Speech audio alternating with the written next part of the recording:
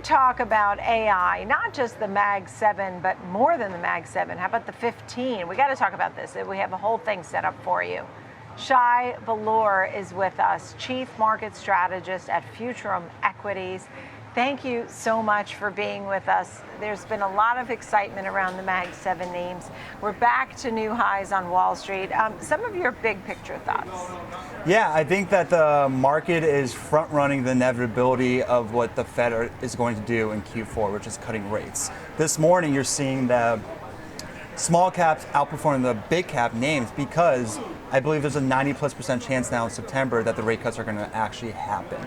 So whether or not Powell wants to admit it publicly, rate cuts are coming. Liquidation is coming to the market. So a lot of traders and individuals are just front running the inevitability of that happening. And that's where you're seeing constant all-time highs. So you think that you're bullish for the second half. You see the more news coming here. And is it going to be AI driven or more than AI?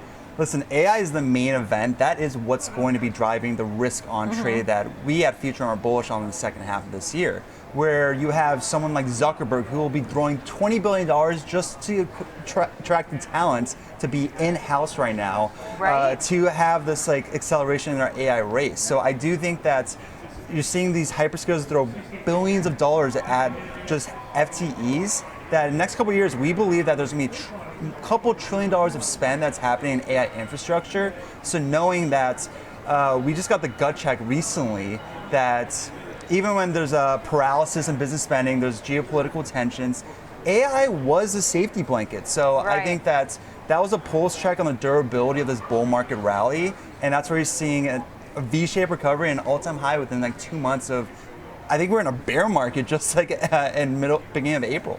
I like how you wrote geopolitical risk was tested and passed. And it was tech that helped to keep us alive and made the comeback and all that.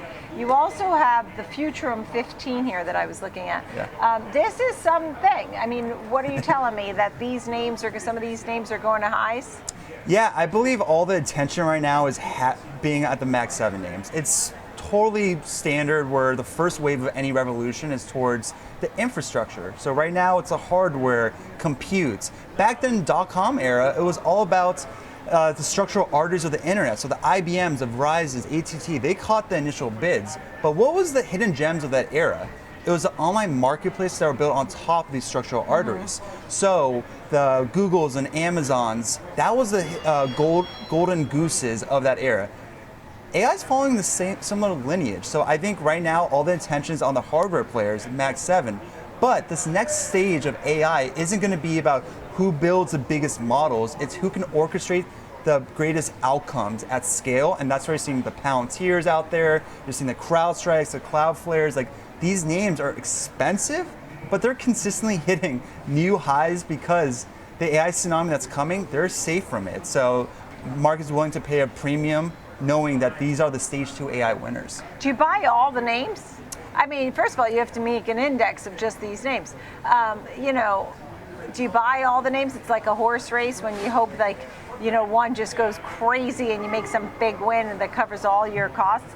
Do you buy all these names? I own a majority of those names from a couple years ago because knowing that the way revolutions happen, it's in stages. So knowing that stage 2 is really where the real alpha is going to be made. I saw Palantir under 10, Cloudflare under 60, CrowdStrike, even post outage. It was like, they're safe, guys. Even though they shut down the world for a couple hours, they're going to be essential in this agentic AI world. So I think right now valuations are quite extended. I think that there is going to be somewhat of a breadth or pullback in the near term.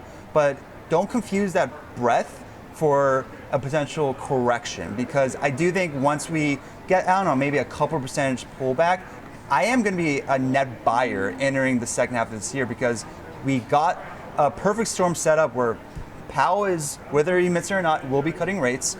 AI spending is picking back up and it's going to compound.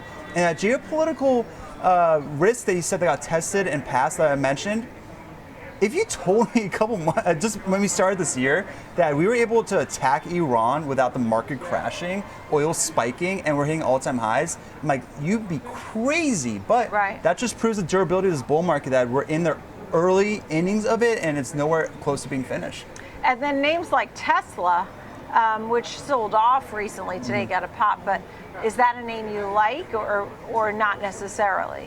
I do like Tesla. I think that the timing of when they're going to switch the narrative of being this EV company into what I believe at Futurum is they're building the operating system for physical AI. So when you think Tesla, don't think EV deliverables. Like, even though this morning was slightly worse than Wall Street estimates, markets reacting positively because it wasn't as bad as feared. You got to think of Tesla as building this AI network for mobility and robotics. And they're trying to scale at something so disruptive, like the TAM of physical AI is severely underappreciated. It's the greatest TAM of mankind's history.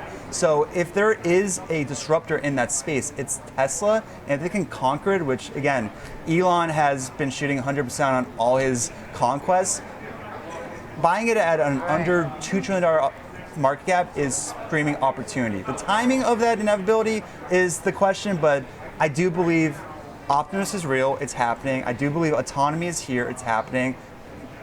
Opportunity cost might be at risk, but inevitability in 5 years, I think it'd be much higher. You also mentioned Palantir here already, CrowdStrike already, Cloudflare, so I wrote those down.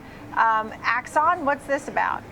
So Axon is probably the most under-discussed name that I believe is going to be a massive disruptor in the future, because everyone thinks, I call them the command center for public safety. Everyone thinks that they just have a camera on all the cops' uniforms and that's all they do. No, they do real world evidence. They store all that data into their cloud ecosystem. And what that does is locks in all these industries that don't ever leave into your ecosystem and cause a recurring revenue nature that is unmatched. It's a true monopoly. And the reason I'm so bullish in the AI future for them is a third of the police time is doing these reports. They create a product where you don't have to just manually do it. AI does it for you. Now that frees up a third of every cop's time. That's huge. And then also drones is a huge component for them. Huge. And MongoDB? MongoDB is a dark horse of this, because my thesis on Mongo was that databases will be exploding in this AI-driven era. You're seeing Oracle capitalize on that. Their OCI is off the charts.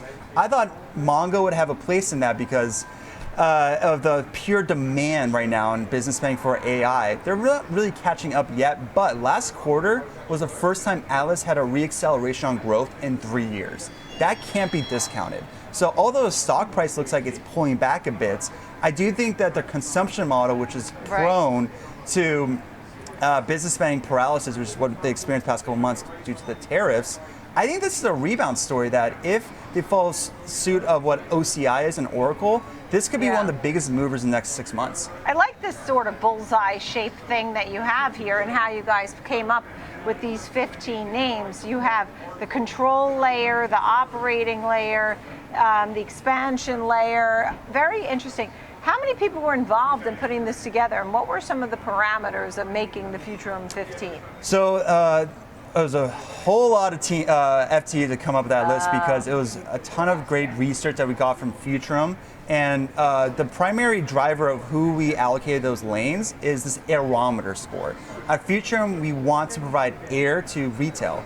Air, access, insights, research. And part of that algorithmic score is what their moat is. Palantir is one of the best monopoly in moats, same with Cloudflare and Axon. What their valuation is as well, and how we believe they fit in the future AI stack, because there is an AI tsunami coming. Don't confuse that. And that AI tsunami is going to destroy a lot of software names. Middle IT spend is bloated. Is there names that you wouldn't buy right now? I'm very bearish on the CRM space, DevOps, observability. Like Datadog was a name that I really loved 2 years ago. I really do not like them anymore, because the way that Datadog works is they prevent their customers from overspending on the cloud. For example, what can AI agents do essentially to disrupt that? Create an AI agent that does 70% of the job that Datadog can do, but cutting the cost to just a one-time fee on creating AI agents. That's disruptive. That's an AI tsunami. So Datadog's ability to kind of continue upselling, continue innovating. And CRM, you said. And what about Adobe? We were talking about that today, being somewhat under pressure with AI, maybe being a disruptor to Adobe. So I believe Adobe is going to be just fine for the higher end customers, but for the mass audiences, I think it's highly disruptive. There's too many competing products out there, but if you're a pro Photoshop user, you're going to maintain on Adobe. I think the market is going to get a haircut on the TAM on Adobe now. And Figma was their last Hail Mary, essentially, to belong in this like maybe narrative, and now they got shut down and Figma's about to go public. Would you load up on the 15 here for the next 15 years or something? Absolutely. I think the second layer of AI is going to be disruptive. We're hearing that multi-trillion dollars of spend is going to happen in AI space.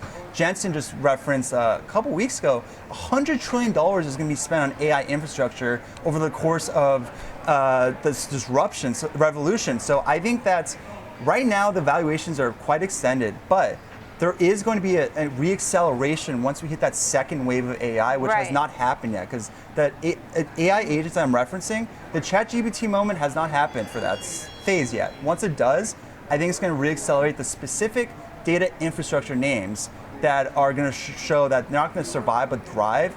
Software might be struggling a bit, but the Futurum AI 15 names we think are surviving the AI tsunami that's coming. All right, Shay. Shay Boloor, Chief Market Strategist, Futurum Equities. Thank you so much. A lot of fun talking about all those names, and he had a slew that he really liked and recommended.